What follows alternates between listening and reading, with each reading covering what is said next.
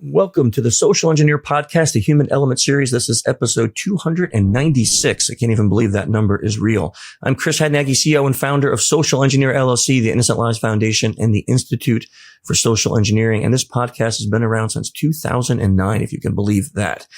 And as always, our sponsor is our company, Social Engineer. Welcome to 2025. I know it's March, but we got a lot of new things happening, like the Human Behavior Conference is now live. You can be signing up for that. That's happening in November. So really excited about that. And there'll be some more additions to the website as the months go on. You can check that out at humanbehaviorcon.com. Okay, let's do some quick announcements. If you're interested in social engineering, then you should be in our Slack channel. We have, I think over 2,000 people in there now, or at least close to it, every day talking about all aspects of SE. Keep in mind, it is a family-friendly and legal place to chat about it. So if that's not you, then don't come on in. But if it is you, you can find the link in the show notes, or if you can't, just hit me up on LinkedIn. I'll be more than happy to get you in there. I want to invite everyone to take a moment to go to innocentlivesfoundation.org. If you're not familiar with the nonprofit there, we've been around for just about going close to 8 years now. And at this point, we're over 760 cases. We've helped law enforcement around the globe geolocate people who traffic children and create child abuse material. And the work that the team is doing there, our volunteers and our employees, is just so amazing. And you can support us through voluntary donations as a 501c3, or if you want to volunteer, you can do that. Or if you're a parent or caregiver or a child, you're looking for some information on these problems, we have a ton of information on the site there. Also, if you like the music on the podcast, it's none other than the best rock and roll band on earth called Clutch. Go to clutchmerch.com. Check them out. Best thing to do is go see them live, though. And if you're a fan of the show, you know that Neil, the lead singer, helped me start the ILF about 8 years ago. So give them lots of love. And last but not least, if you like this episode, give us a thumbs up or a like, and keep your ideas coming in. Your suggestions for guests or your requests really do help us. So please keep them coming. And with that, let's get to our guest today. That's what we're all here for, which is a good friend of mine. Dr. Lydia Kostopoulos is a globally recognized strategist that brings clarity and context as to what is on the horizon. Her unique expertise at the intersection of emerging technology, security, and macro trends has been sought by the United Nations, U.S. Special Operations, the European Commission, NATO, multinationals, tech companies, design agencies, academia such as MIT and Oxford Business School, and foreign governments. She helps her clients understand new technologies, emerging value chains, and contextualizes the convergence of our time. She founded the boutique consultancy Abundant Studio and has experience working in the U.S., Europe, Middle East, and East Asia. And I want to add one more thing. She's also the author of this amazing book that I'm reading right now that we're going to be talking about today. I don't know why that's not in your bio, but that should be, because this book is great. Lydia, nice to have you here. It's great to be here, Chris. So I think we've been friends now for what, like 10 years? I believe so. Yeah. I think when I met 11. you were working in the UN. No, I was working in the United Arab Emirates. Oh, okay. That's right. That's why you were in the UK. That's why I met you in the UK in a class. Yeah. Well, what a wonderful journey. So usually what I start off with this episode is I want to ask, well, how did you get to where you are today? Like what made Dr. Lydia who you are today? Well, I suppose just like anybody else, you react and ebb and flow to what's happening in your life, what's happening in the world context, the opportunities that present themselves, and the person you are in every moment. Because we change as people, and the things that we want also change. And so 9/11 really motivated me to get into national security. And at the time, it was really about counter-terrorism. And that is when I started looking into my first job. I was an analyst looking at insurgent groups, and I found that they were using the internet and cyberspace, and they were using it to disseminate their ideology and organize themselves. And this new cyberspace realm was quite interesting, but in essence, that was the beginning of what continues to be an interest in emerging technologies and how it changes, whether it's the conflict landscape, which is what I predominantly have been working on, but now to kind of how it changes value chains in general across industries. That's fascinating. I mean, it's not really like you didn't wake up one day and go, I'm going to go hunt terrorists. So like, it was really 9/11 motivated you to kind of devote your brain space to that. Yeah. Yes. And that changed too, because then I got into after I saw the cyberspace elements of terrorism, then I got into the cyber warfare elements in general between nation states. And then the policy side And then when you get into cyber warfare, then all of a sudden you're in this exponential technology chain of every single information technology that comes with it.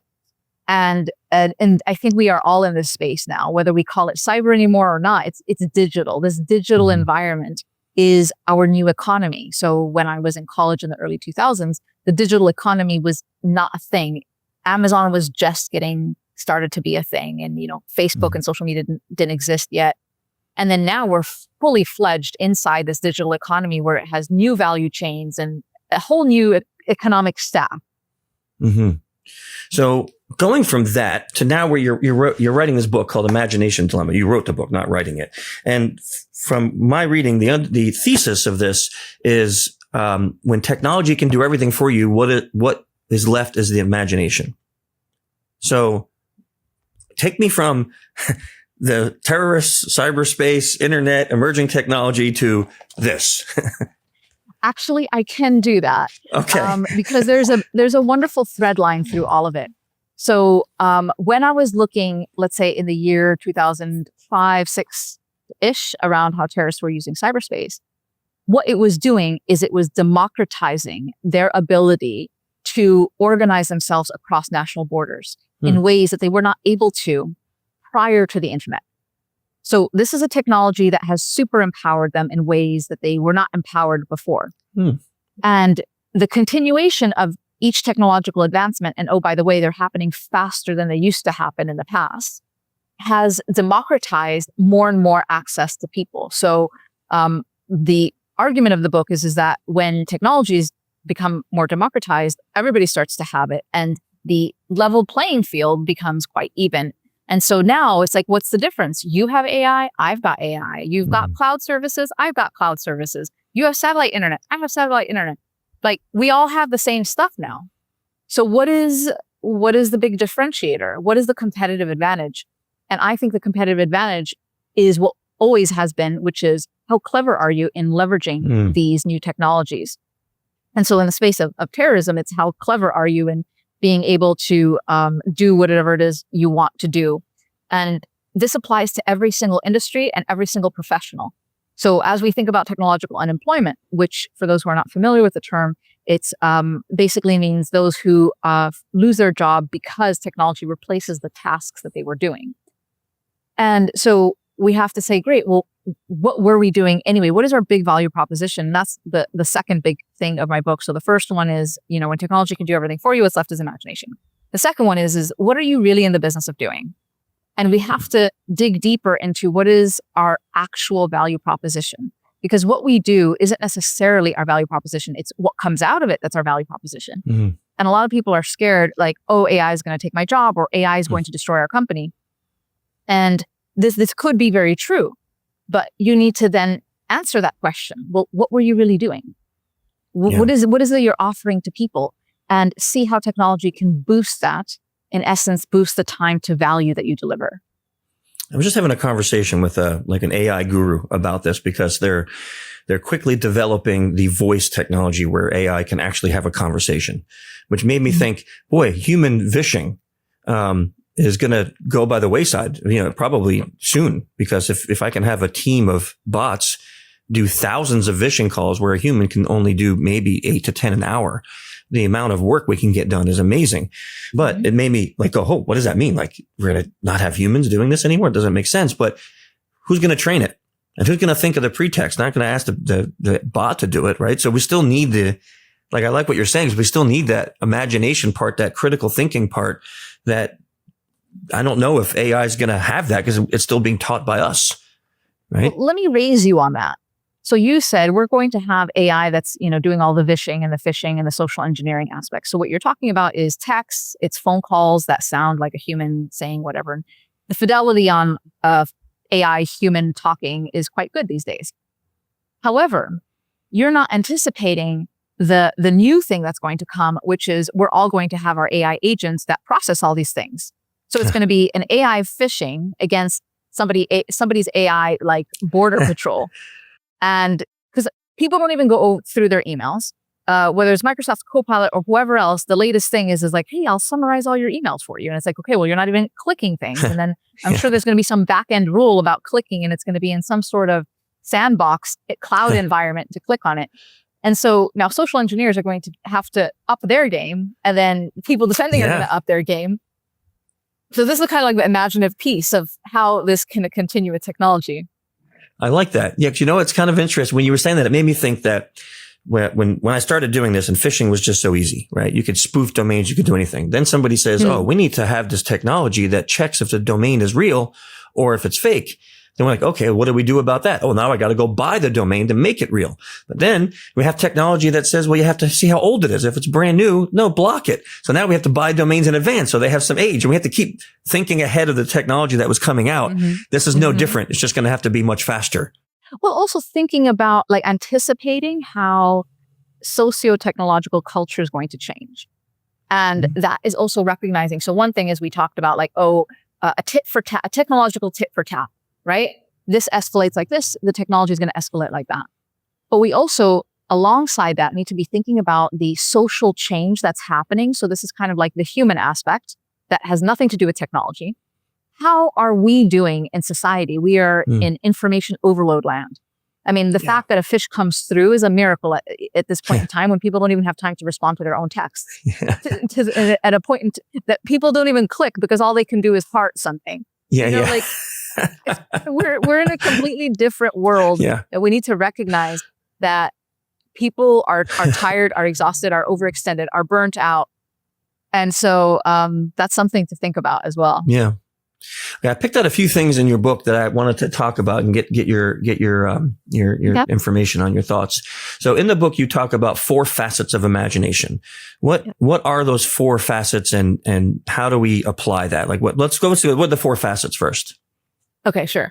So basically, the book is full of critical thinking tools. Imagination is an act of critical thinking. And if we look at imagination as a gem, there are 4 facets. I see the 4 facets as identity, convergence, humanity, and dreams. Now, these are facets through which we can imagine.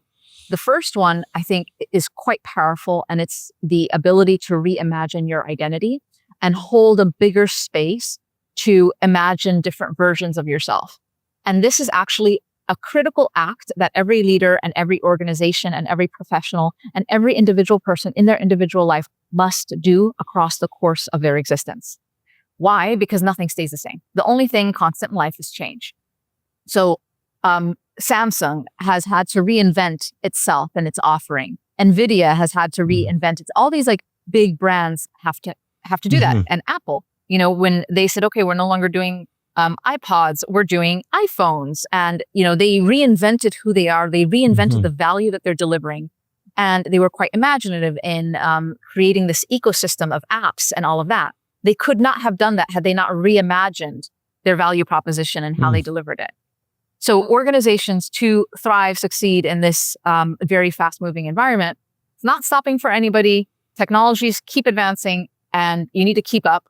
And to do that, you need to reimagine yourself and what it is that you are really in the business of doing. What is the real value that you're offering? And then you can figure out the technology stack that can help you. So that's one. The second one is convergence. I am referring to technology convergence in this context.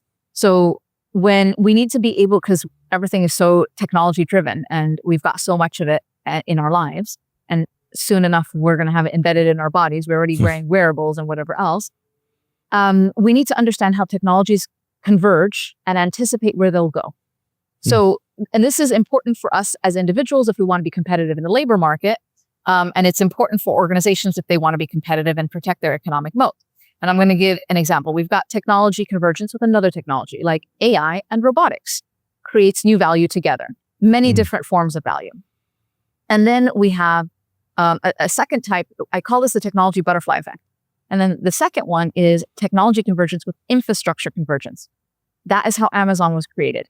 Amazon was built on top of 4 critical infrastructures. It was, two are critical. One maybe is not critical, but it's the landlines, the PCs at our home, the critical massive personal computers in our homes. It is the Visa and MasterCard payment system that had an existing network to be able to make payments. And then finally, the USPS system, the postal service that was across the nation that could deliver to every home. on top of these four things, Amazon was able to then leverage technology convergence and create a website and deliver a retail website where you can buy and, deliver to your home, which is very normal now. But that we're at that moment where we can create these new versions of Amazon because we have new different critical infrastructures or infrastructures that are being created. For example, satellite internet. What are the things that you can combine with satellite internet? What are the new value propositions? So that's a way to imagine. And then, finally, compounded convergence, where you start to see the network effects with data compounding and algorithms. These are all kinds of ways where you can create new value and be more competitive. Mm-hmm. The third one is humanity. So the humanity facet of imagination is literally leaning into humanity, because at the end of the day, every single product is meant to cater to a human need. We are not building any form of technology for something that's not human in some way or another. They're all for us. The robots are for us. Whether they're manufacturing something for us or they're helping us in our home, they're for us. Mm-hmm. And so we need to really think about, this is what I said about the social part. Like, what is it that people really want? Where are these gaps? For example, the loneliness epidemic and the fact that our demographics are shifting very notably towards an older population. We're going to have far more people who are over 65 than below. And this means that organizations, whether it's how they employ people, what services they offer, it doesn't matter if you're a travel agency, you're a clothing agency, it doesn't matter what you are. If the majority of your demographic is over 65, you're going to have to start rethinking how you do things, including governments are going to have to rethink that. So you need to imagine differently through the human aspect. And then finally is dreams, which is the most powerful facet of imagination. Because dreaming, and I'm not talking about the dreams when you sleep at night, I'm talking about the things that you wish, desire, think about that you would like to realize and come to life. Because if you cannot dream it, if you can't imagine it, then you can't design it and you can't execute it and you can't bring it to life. So the first step of anything that has been out there, every single business, every single thing has first been imagined. And many of those have been dreams. Not all things that have been imagined have been somebody's passion dreams. But the dreams ones are super powerful because they have a huge drive behind it. And so it's a great motivator to be very imaginative. I love that. Very, very detailed with that. So thank you for that explanation.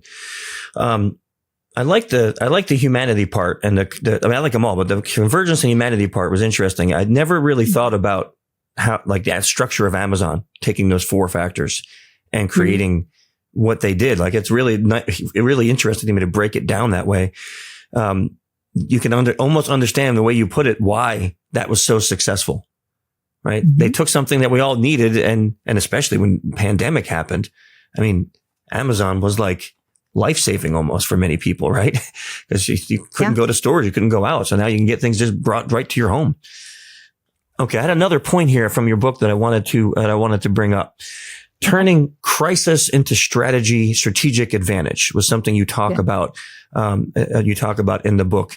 You talk about transforming challenges into opportunities through imaginative problem solving. For a lot of people out there, and me included too, sometimes when you're in crisis mode, it's hard to sit back and go, "How am I going to make this? Where's the silver lining? I can't see any silver lining at all." So, what are you talking about here with this part of the book, and how do you suggest people even do it? Yeah. So in the book, I talk about the polycrisis. So the multitude of crises happening at once and converging together, which is a compounded crisis, so to speak.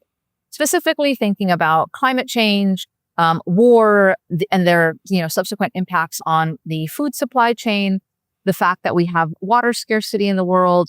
All of these kinds of things are together. And then you have also social crises like the loneliness epidemic. The World Health Organization has identified this as a global public health crisis. And so these are all things that are a crisis or negative, but you can look at all of those and say, well, how is it that we can do something positive with this? And so, for example, when it comes to climate change and climate displaced people, this is a topic that I am personally interested in. By 2050, there's going to be around 2 billion people displaced because of climatic events.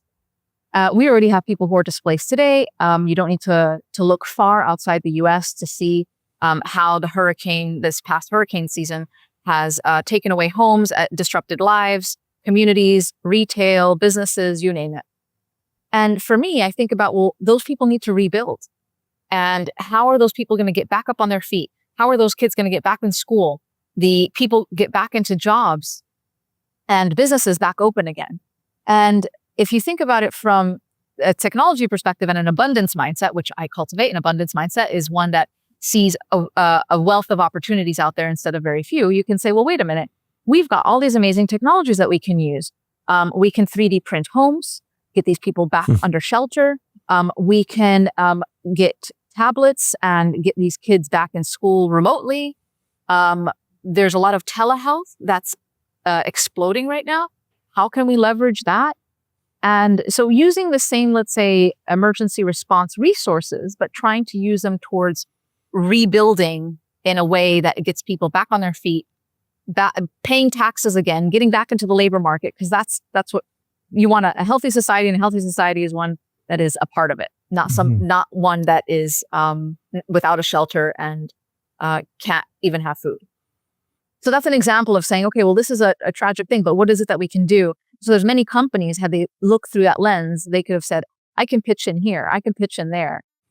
And the same thing with the demographics. So you might say, oh, I had somebody I knew who came to me saying, I'm very concerned about my organization because by the end of this decade, we're going to only have a third of the people left because everybody else is due for retirement. I have no idea how we're supposed to hire that many more people. And also, I'm really concerned about the talent and the expertise that we're losing. I need to understand how we can leverage technology to kind of stopgap that situation and where possible, use it and then find humans to, do the human part. And so it's saying, okay, well, this doesn't have to be a problem. You could spin it and say, how can we make our organization more efficient? Let's double down. What are we in the business of doing? What is our real value proposition? How are we going to do it with tech and less people? And what is the expertise of the humans that we need to cultivate internally through apprenticeship programs or, putting it into some sort of algorithmic form if it's a process? Institutional knowledge is very difficult to put into AI. This is kind of a human culture cast to other human cultures. That's another thing. So does that answer the question? It does. Yeah, very, very thoroughly. For all of you listening, there's a feature in this book that I want to ask you about, Lydia, but it's just for those on the YouTube channel, you can see it. Throughout the book, she has these QR codes, maybe some section, and then there's a QR code. Some of them lead to videos on YouTube. Some of them lead to content on your website. First of all, I've not seen this before, so I think it's a genius idea. So if someone else has done it, I'm giving you the credit because I haven't seen it. So in my world, you're the creator of this idea.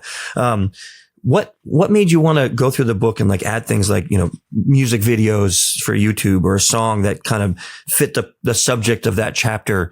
What was the thought process in adding these to make the book so interactive? I was thinking about the human experience of the book. And so I was leaning into the human side. And I thought it would be such a delight because I read books and then I have to stop and then I have to Google what they said. And there's some things that I would just rather QR code out and go straight to it instead of having to put the book down and then, Google whatever it is. Yeah. And so, I tried to do that in the spaces that I thought people might want to have that. So there's some reports I mention, and there's 2 conversations that I include in the book that are excerpts, and I put what each person had said in that conversation. But then I also have a QR code in case you just actually want to watch it, which it's just a minute long. But it's so nice to see people having that conversation. And then with the songs, I consider myself a creative person. I also do make art for those who are watching. On YouTube, the art behind me, it's called the AI Matrix. It's made out of hundreds of pills, and it's a robot that has a red pill and a blue pill in its hands. And so I thought to myself, how can I leverage AI? And now that, AI, you can create your own music. And so I thought one way to showcase what AI can do is I gave it a prompt that was one sentence about the chapter, each chapter. And it was the algorithm of Suno AI that created all the lyrics. And I think that that's something philosophical in it of itself. And the music, I think, is so fun. I enjoy all of the songs. And so I included that at the end of every chapter. So there's an element of like, look at what AI can do. And then in the appendix, you have the prompt, the detail, everything of how I did it.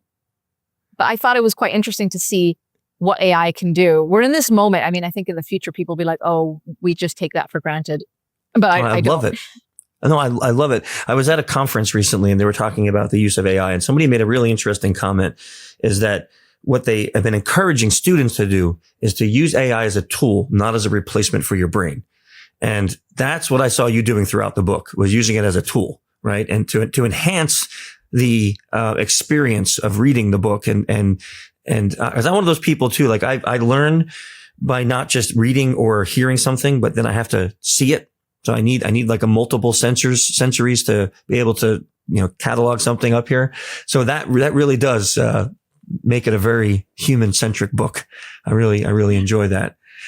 Here's my last one I had, Great. Because this is something I think I'm a little selfish that I want to ask this one, but you talk a lot about future proofing your organization by using imagination and critical thinking.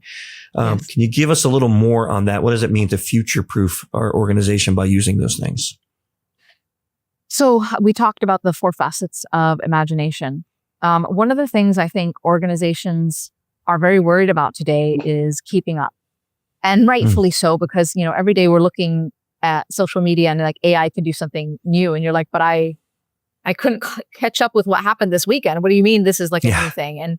And organizations rightfully are concerned that smaller competitors, let's go back to terrorists.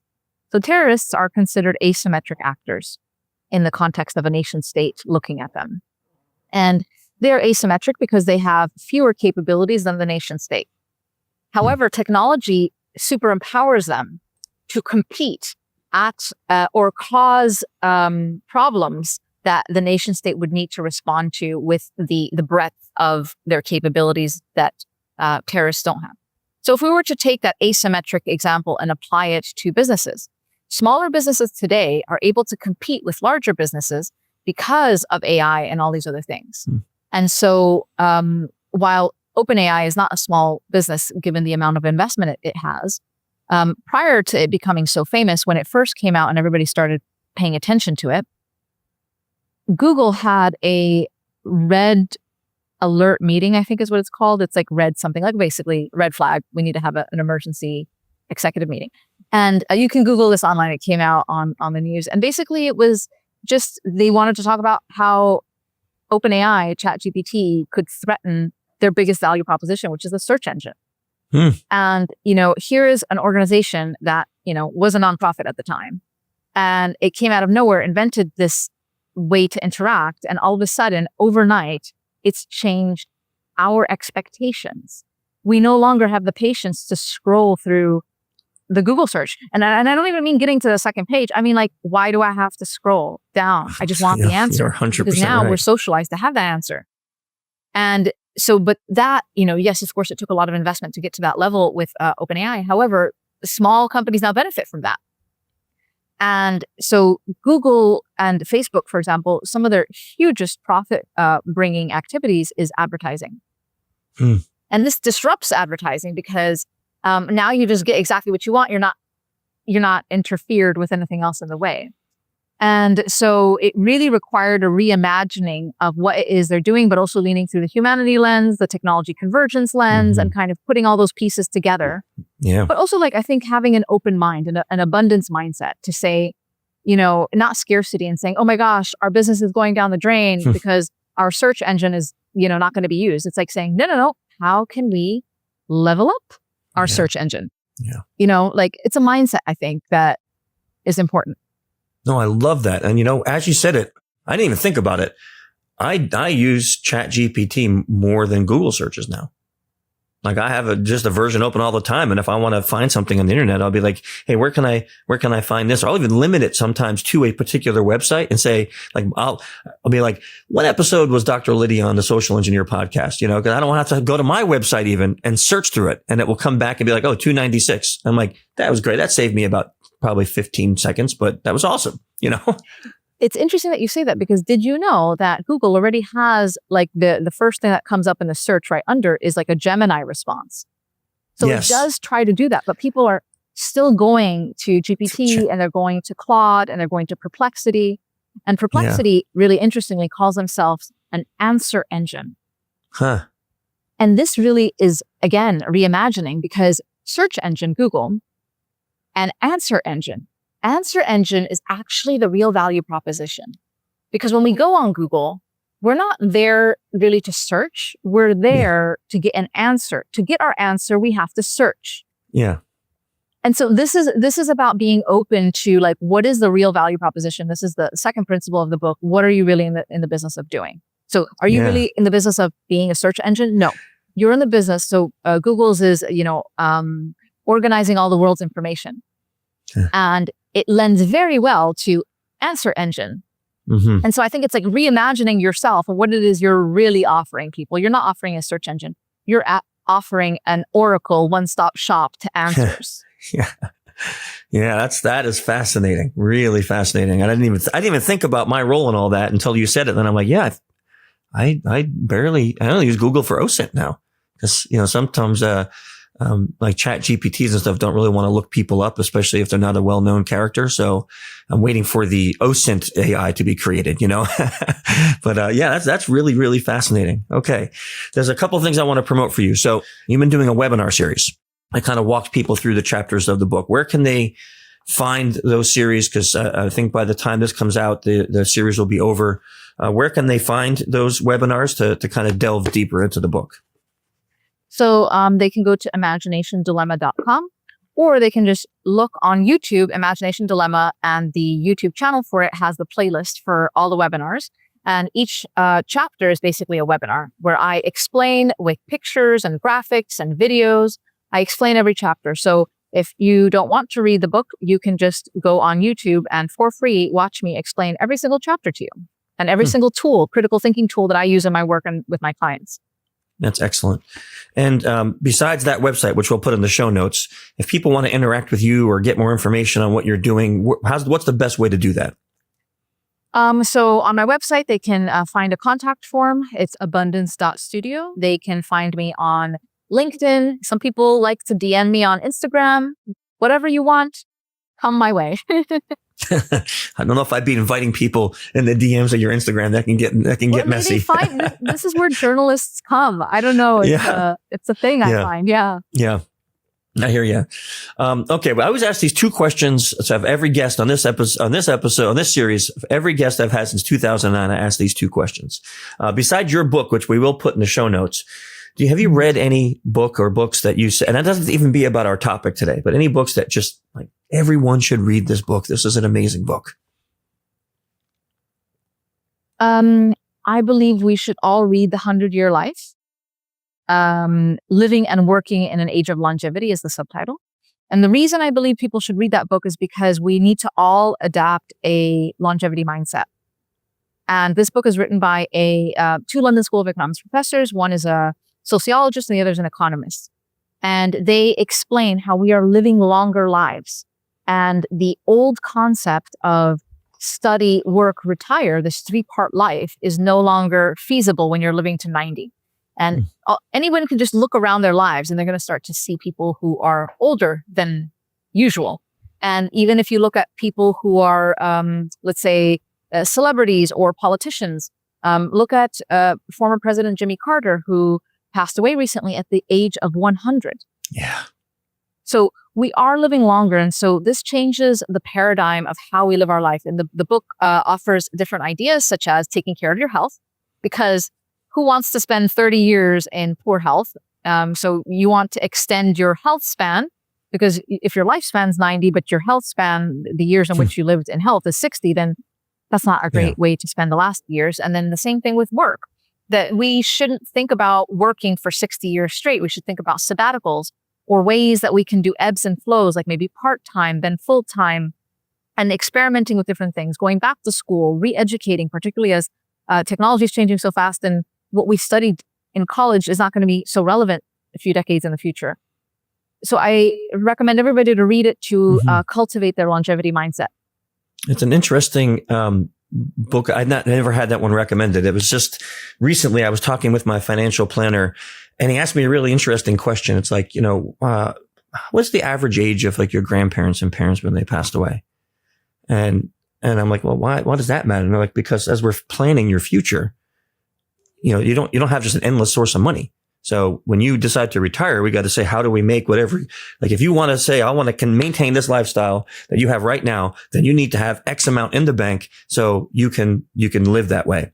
But you're planning either on having so much that you can just use the interest and leave the stuff for your kids, or planning when you think you'll die, right? Because he said the worst you could do is say, I think my family, I'll go in their 80s, and then you live to be 100 and you didn't have any financial planning for the last 20 years of your life. Then what? And it's like, you're going to go back to work. Well, I think that this also misses a critical point from a longevity mindset perspective, because the majority of financial planners say exactly what he has said, which is, save enough money. How long do you think you're going to live? You want this money in the bank. But no one says, oh, how are you taking your health? Like, what are you doing today to make sure that your knees are going to be okay when you're 80? Because just talk to anybody over 70 and they're talking about knee surgeries, hip surgeries, and those things cost a lot of money. Yeah. And, when financial planners never say, how much money did you save for chemotherapy, for your hip replacement, for your knee replacement? These are super I'm not saying you're going to have all of them. Yeah. But if you're looking at the odds, which is what financial planners do, then I feel that it is remiss to not say, how come we're not planning for that? And one way besides money, because I think most people would say, I'd rather have my knees. I don't want the money to pay for my knees. I'd rather have my knees. I would agree with that. Yeah. And so it's saying, like, what are we doing today? What is the money you're spending today on your health today, so that you're not going to spend that in the future? Mm-hmm. That's a different kind of financial planning. Very much so. Yeah. Okay. And then the question that I ask always is, for me, I know I would not be where I am today if it wasn't for some very selected mentors in my life, people that kind of gave me a boost or a push or even a slap in the right direction. So do you have any people that you would consider to be like your greatest mentors? I think I would rephrase that to the people I'm most grateful for to be where I am today. And so obviously my parents and their mindset. However, besides my parents, it would be, and this is the first two lines in my acknowledgments in the book, is all the women who fought for women's rights. Because I would not be here today if women before me did not fight for the right for my gender to be able to be educated, to have their own bank account, to be able to have a job, to be able to be financially independent. I would not have been able to write that book. I would have not had the insights to be able to write that book. So I am here today because of them, and then because of my parents. That's really nice. I don't think I've ever had anyone. I mean, a lot of people thank their parents, but I've never had anyone with that second, mentorship group. So that's really nice. That's very, very good. Okay. So we got your LK Cyber site. We got your Imagination Dilemma site. People can reach out to you on abundance.studio for your consultancy. We'll put links to your LinkedIn and of course to your book. This has been a fascinating conversation. Thank you for coming on the show, and thank you for writing the book. Really, it's kind of some really great concepts in there that I think are going to help a lot of people. I'm so glad to hear that. Thank you so much. You're welcome. Thank you all for listening. I hope this episode was as fun for you as it was for me. Next episode of the Human Element series is going to be a huge one. It's going to be episode 300, if you can believe that. Kind of fitting that we're hitting our 300 mark with the series that started this whole thing. So until next month, stay safe. See you.